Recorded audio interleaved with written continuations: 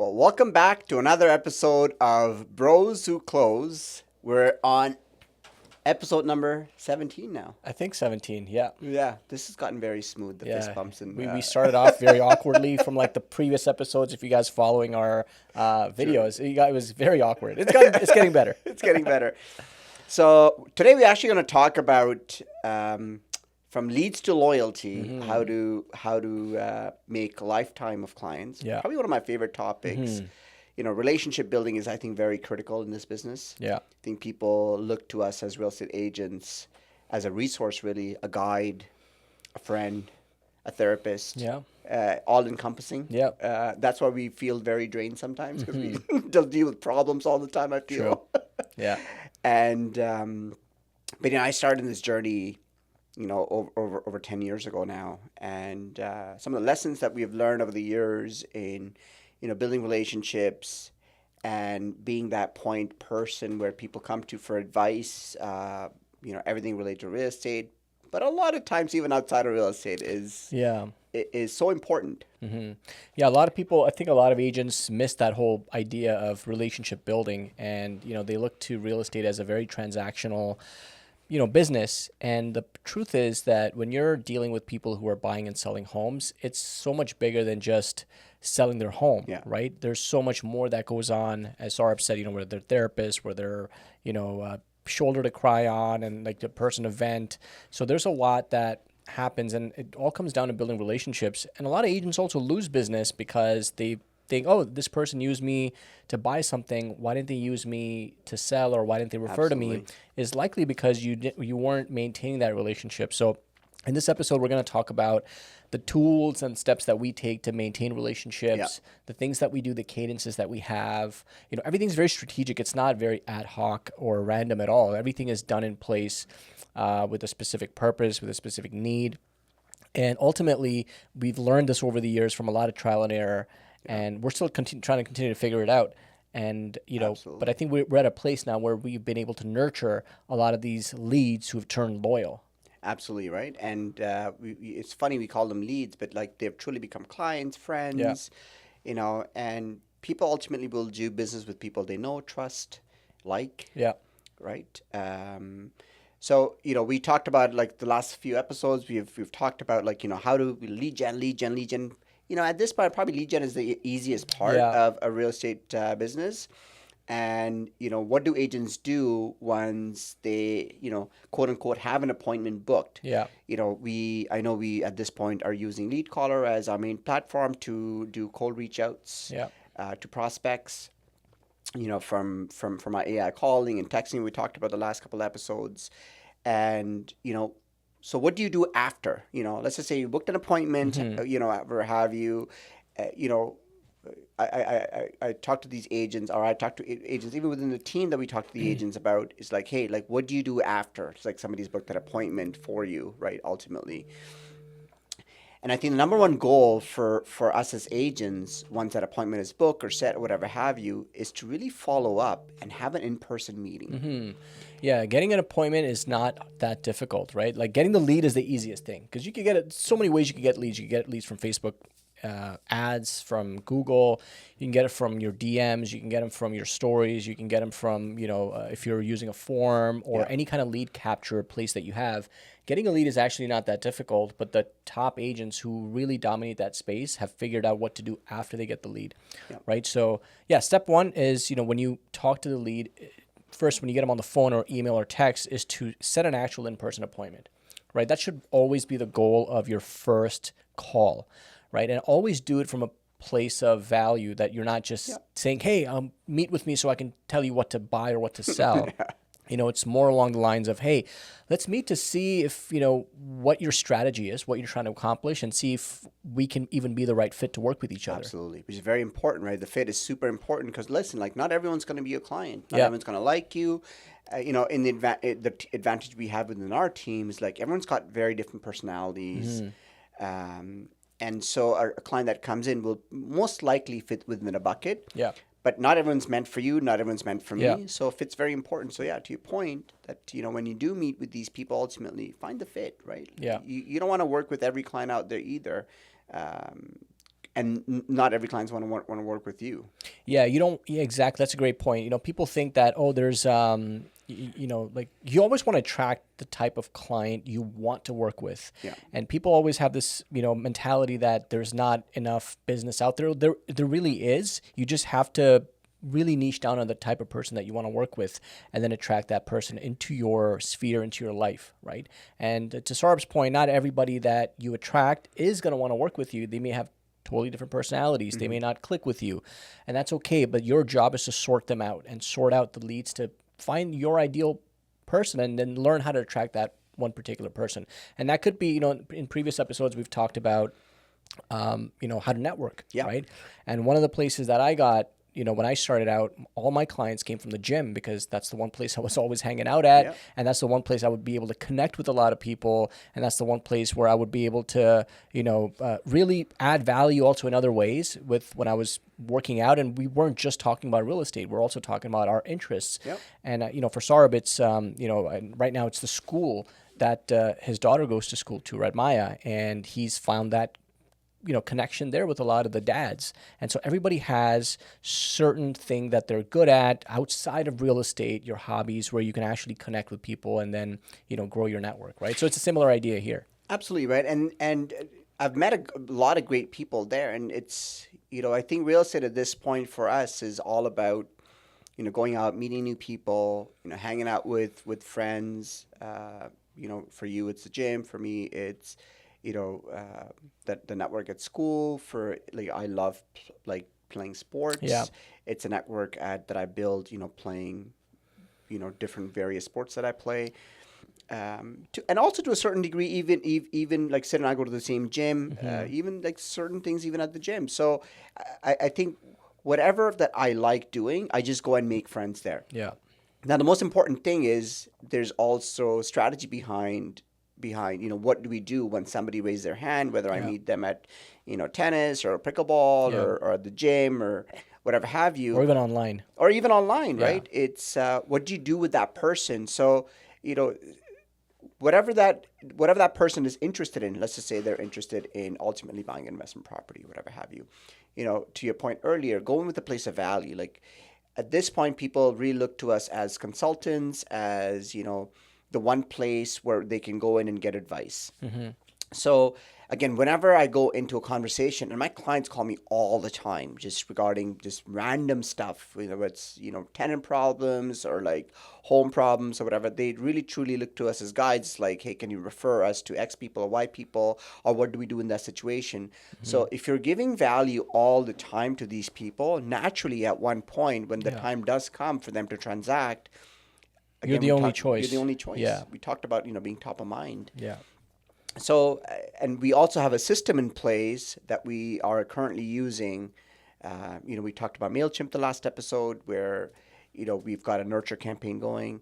So talk to us a little bit about, you know, what happens when somebody transacts with us at some point. What does that campaign look like after? Yeah, so I think at every stage of a client's journey or a prospect's journey, if you want to call it, before they become a client is very strategic, right? So when a new, let's just say a new leads journey, when a person first enters our system, let's just say they're coming from the online place, right? Our cadence right away is to have multiple touch points to get a hold of them through phone call, text, and email.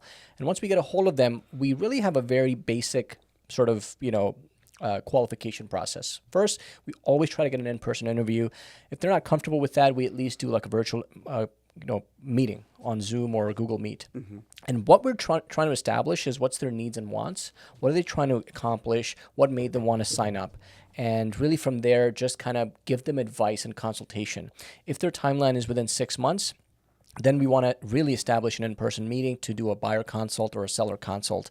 And at that point, they start getting emails from us, right? So they start getting value-driven emails over, I think it's like our email sequences are 8 years long. Yeah. And they're getting emails constantly of some kind of value, how to stage your home, tips on maintenance and things like that. And stuff that they could get anywhere they wanted to, but they get it from us. So they don't have to go anywhere else. And once they become a client, right after they close on a property, they again go, you know, we have things in place like, you know, we send them a gift basket and, you know, we show up with a closing gift. And of course, right after that, again, they start getting a drip campaign that I think goes on for another 5 years, right? So at every point, we have some point of communication that is automated, right? We don't have to think about, oh, it's been a year, I should probably send Mary an email, or I should probably wish them a birthday. Everything in our system is done with purpose. So on birthdays, you get a birthday, message. On your 1 year anniversary, you get a 1 year anniversary message. Even in 3 months after closing, there's a check-in email that automatically goes out that says, hey, it's been 3 months, just wanted to see if you need anything, right? Do you have your closing documents that you just want to keep with you? So any reason we need to reach out, we have that automated. Yeah, exactly, right. And then at that point, again, like the whole point of it is you're constantly top of mind all the time. Yeah. You're constantly getting something from the team. One of the things that we implemented a few years ago was this automated CMA. Yes. Remember, and I remember getting emails from clients. It had actually gone down last year. It wasn't working, and I remember like getting 3 emails from 3 different clients saying like, sorry, this doesn't work. Yeah. and I messaged Sid right away. I'm like, what the fuck's wrong over here? And then Sid panicked and like he went and ultimately he fixed it. But it was just one of those touch points where it was so weird to see that people actually look at the value of their homes every month. It's like a stock market. And they want to know people want to know what their their home's worth, right? It's their biggest asset. These people have invested in, and they want to check, even if it goes down, up, sideways, whatever way, they want to see what's going on with it. And we can actually see the amount of times they're clicking on it, what they're viewing, and it gives us data to then be like, okay, this person's been very active. Yeah. And it gives us a reason to also reach out and then say, hey, have you been checking your report? It's so true, right? And probably one of those tools we also use. We didn't talk about that last time, but it's again one of those tools that we use that's completely automated. Yeah. We've got a system in place that once you become a client, you will get an automated CMA every single month. Every month it shows you a report. It shows you the history from when you purchased it to now, how much equity you have in there, any improvements you've done. The client can go in there and then manually add any renovations that they've done, and then it adjusts the price accordingly. It's a very powerful tool. Yeah. That, doesn't cost us much. No. But the value that it provides the client is so massive that they look forward to it every single month. Absolutely. And when they don't get it, they freak out. Right. Again, it's about just providing value to our clients, right? So that's a great tool that we've used. As I said, like it doesn't cost us much, but it's a great value-driven tool that you get as just part of being our client. Yeah. Right. So on top of that, so let's just say the lead journey comes through. You go meet with the client. You do a needs analysis. You sell them on a thing. Now, one of the biggest things we also do, we started doing, is asking for Google reviews. Yes. So as soon as a client has transacted with us, of course they're going to get gift baskets. All that, they get a call. We ask for a referral right away, right off the get go. And don't discount. Like, don't be shy about asking for business, guys. Again, if you feel that you've provided a great service, if you feel that you've done a great job for that person, why not just ask if they know anyone else who you can help? Because ultimately, honestly, you're gonna get people. It's honestly it's the thing that most people dread the most, but it's probably the most easiest place to get business that's ready and in front of you. And I think there's no better time to ask somebody when they're literally just finished a transaction, because they should be happy with your service. Hopefully you've given them great service, so they're happy. And when somebody's happy and they're elated, they're more likely to want to help you out and refer somebody to you, as opposed to you asking them months later. Right? So when they're at their height of their excitement, they've just closed the deal with you, that is the best time to ask for a referral, because that is also the time that the client will go to bat for you and actually give you a referral right on the spot, right? 100%. And again, like we've talked about this before, like social proofing, like don't be surprised if people are Googling your name. Like, it is going to happen. Yeah, and if you don't have a lot of clients that you work with, we don't just reach out to clients. We reach out to other agents to ask them for reviews and say, hey, did you have a good experience doing the transaction with us, right? And agents want to help out other agents too, right? And then that agent leaves you a review, you leave that agent a review, and it's a win-win, right? Yeah. So there's so many different ways you can start getting Google reviews, because to Sarbar's point, people are going to vet you and they are going to look you up on Google. Yeah. I remember this one time, this now client of mine, I don't know if I've told the story before, but, this was during the pre-con days where, it's going back probably like 4 years or so. He had called, and the one thing he said, like, I don't really know you. And I was taken aback for like a second. Then right away, I just went into like selling mode, and I said, okay, are you in front of a computer? He goes, yep. I'm like, okay, could you just type in Teams for Real Estate on Instagram? And he did. Yeah. Social. I'm like, okay, can you just type in Teams for Real Estate on Google? Yeah. And like boom, boom, boom. I gave him like 3 or 4 different avenues on how he Yeah. can like social proof us. And at the end of it, he just started literally after the 4th one, he just started laughing. He's like, okay, I get it. Like, Yeah. yeah, you're a real person. Yeah. It's so true, right? If you're not anywhere online these days, it's so, I mean, it's the reality. You have to be present online. You need social, you need Google reviews, you need a website. I mean, if you don't have a website, like what are you doing? Your brokerage gives you one for free, I'm sure. Yeah. So make sure you're present in all these places, because if people can't find you, you don't exist. Yeah. You know what I mean? Like, it's just, you don't exist. And if you don't exist, they're not going to do business with you. So, what is the whole point of all this, right? Like, what is the point? We talked about our tech tools, our tech stack, all of that stuff. Again, its point is to be top of mind. Yep. Top point is to be known. Point is to be trusted. Point Yep. is to be liked. So ultimately, once you have that prospect, whether you meet them online, whether you meet them at open house, but like go and spend 15, 20 minutes, have a coffee. You don't need to make it really, really, you don't need to make a big deal out of it. Just go and have like, a 15, 20-minute coffee, get to know that person, genuinely be interested in, what their life journey is going to look like, whether it's investment property, whether it's their next family home, whether it's their first home, like whatever the case may be. Take genuine interest in people's lives, Yeah. and it will pay back. Yeah. And, just to go back to, adding a lot of value to people, right? Like, I'll give you an example of one of the things that we do. We've run this assignment ad probably for the last 2 years now, right?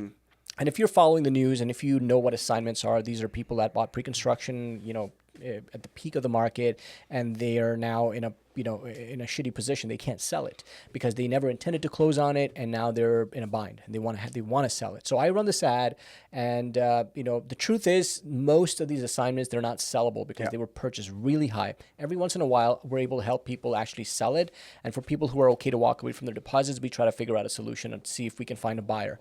But most of the people that come through that funnel and through that ad, I try to be a resource for them. Yep. And when they come in and they go, hey, Sid, can you, this is the situation, this is what I bought. And a lot of the times my answer to them is, I'm sorry, but it's not sellable. We can't really sell it because it's overpriced. Even if you walk away from your deposit, it's still overpriced. But at that point, my job is to just be a resource. I'm like, hey, look, let me put you in touch with XYZ. Let me put you in touch with a lawyer. Let me put you in touch with a mortgage broker. Be some kind of resource. Send them to our resource place on our website or the resources that we have. And what that's allowed us to do is to get business from them in other ways because they have a primary home. They have a friend or a cousin or a family member that has property that they want to transact with. But because we were a resource to begin with, leading with value, we didn't discount the fact that we couldn't sell their property, but we 100%. were a resource instead, which allowed us to gain their trust and business. Yeah, that's a very good point, right? I remember like many instances. One I remember is a couple of years ago. My wife got a lead through online. We did the needs analysis or whatever have you. And then ultimately, we tried to sell their assignment. It didn't work out. We actually had sold it, and then the buyer ultimately backed out. It just didn't work for them. And, at some point we were like, oh, this lead is done or whatever. So a lot of agents would have just kind of given up that point. But we helped them secure a mortgage. Yeah. We got them in touch with a mortgage broker. Their biggest fear was like, oh, they were not going to get qualified for a mortgage. Yeah. We found the resource that they could get qualified. They got qualified. They had to add a couple people. They got qualified. They were so appreciative of the fact that we just didn't give up when the sale did not happen. They came back. We rented out their place after the fact because, even though we could not handle a sale, we got the lease. Again, it was not a big lease, but the reality was service, right? And right away, she's like, listen, I'm going to be ready in 2 years to sell, and you're the only person or the only team I want to come and do this with because you've just given me so much value, just taking me through the process. Yeah, and between now and that 2 years, she's getting constant emails from us, constant updates, which brings me to our next point. I think is a good segue is what are some of the things that agents can do, right? If they're like some of the things that we do is we do obviously besides open houses, we do giveaways, we do, shows and stuff like that, but maybe it's not right for everybody, but what are some of the ways that agents can actually capitalize on their existing database and even their sphere with some of these things that we're doing in our business? Yeah, it's a great point. So I think the biggest thing that they can do right now is just like when you're talking to your sphere, just call. It's a That's the biggest thing. We talk about relationship building. It's again, do not call with the purpose of like, hey, are you looking to buy or sell? Yeah. Just again, just take a general interest Yeah. in people. Say like Saurabh's not calling me all the time, just asking for business. Saurabh's actually calling me to check up on us to see how we're doing, if you need help. So if you've already got an existing sphere, yes, of course, there's constant reminder that hey, I'm still in business, I'm still an agent. I've got a team. We're there to help you, like whatever you need. But call those people. I think people forget we've become so transactional in our business where we do a deal, we just move on to the next lead or the next prospect, and the person that we've just sold their house or bought their house, they just feel ghosted. Yeah. Because here we are, it's like you expecting them to call you back in 5 years. Well, the Yeah. reality is they're not going to call you back in 5 years because you haven't been in touch with them in 5 years. And then you're very surprised why another agent, got their business ultimately. It's happened to me. When I first started out, same thing. Like I remember so many. Probably it happened to me like 5 or 6 times, and it was very bummy at the beginning. And I blamed them, saying, "Oh, like why didn't they come back to me? Why didn't they come back to me?" But now, as I'm more experienced, I look back. It's like it was my fault. I Yeah. never followed up, or I never kept in touch. So, biggest thing you can do is call them on your birthdays. Yeah. Call them on or send something on their birthdays, like an email. Yeah. House anniversary. Send them something. Yeah. Again, just it doesn't need to be it doesn't need to be a gift card. It could just be a simple email saying like, "Hey, congratulations on your first year anniversary of your home." Send them video messages. Yeah, I actually do this. So with my clients is I have reminders. I mean, Ira sets our admin sets the reminders in our calendars for all of our clients' birthdays. She does it. I think once a month she'll preload all the upcoming month's birthdays, and then I get a notification. But if you have a list of a handful of clients, you can just put a reminder on your phone or use a CRM to remind you. And it's so simple. Like all I do that morning, 8 a.m. when I get the message is on my way to the gym. I'm in the car and I pull out my phone. I just record a happy birthday video, an actual video, not a text message, and I send it out. You'd be surprised how powerful these videos are because people feel so special that you remembered them on their birthday and that you took the time to send a personalized video message, right? And these are the kind of things that keep you top of mind and also make them feel really good and just make them remember you, right? And same thing with anniversaries. We have 6-month anniversary reminders, 1-year anniversary reminders, and we just send a simple video message, which really goes a long way. Even if they're somewhere far and you can't do an actual drop-in, send a video message. Yeah. And again, like, lead with service. Like every single time we just sold a house, out in Milton. And this client of mine has been a client of mine forever. Like, of course, I check in from time to time with him, like see how he's doing, how his family's doing. Because he's not here the entire time, because he doesn't live here, he comes, every year. He used to actually come once a year with his family. He hasn't been here in like a few years. I go and check up on the house from time to time. And of course, when it came time to selling, we just sold his house. He kind of reached out and said like, hey, would you mind, selling the house? I said, of course, like it's a no-brainer. And he's like, it needs some work or whatever have you. We coordinated everything. We coordinated the house getting renovated. We coordinated the house getting painted. Like there was a whole bunch of renovations required. There was landscaping required. This client of mine didn't even lift a finger. Yeah. He was out of country. He was sitting in all he had to do was just transfer money when I asked him to transfer money to the contractors directly, and it was done. And we had it. We sold the house in 5 days, and he's the happiest person at this point because, again, we gave him such extensive service. Yeah. He didn't have to come down. The process for him was made so smooth Yeah. and then that's what he remembered. And that's what he remembered from his previous experience as well, because we had sold his condo to help him buy this house, and he just remembered it. And sure enough, reached out, got it done, and now they're in the market to buy their next place. Yeah. Lead with service. That's the biggest takeaway from this podcast, guys, is whether it's a new lead, an existing client, somebody somebody you just know, an acquaintance. If you just lead with service and just provide value, you'll be surprised at what people will actually come to you for advice on whether to buy, whether to sell, and then be happy to refer friends and family to you. Yeah. And, one of the biggest things that I see agents do is like, oh, I don't want this deal because it's only a $1,500 lease. Yeah. Oh, I don't want this deal because it's a $300,000 purchase. The reality is, guys, like don't count dollars and cents on what kind of transaction you're taking place. You're always going to grow. I remember Like this one client, I sold my 500,000 a condo, and then now they just bought a $2 million home with me 8 years later. Yeah. And of course, in the middle, they had bought other properties as well. So and plus, referred us people. So lead with service. Don't really look at the dollars and cents. It's all about service. The better service that you can give to people, the more you'll get back in return.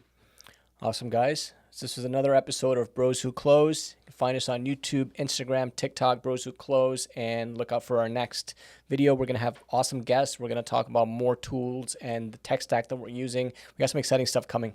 That's right. Right, Bros stay Who tuned. Close.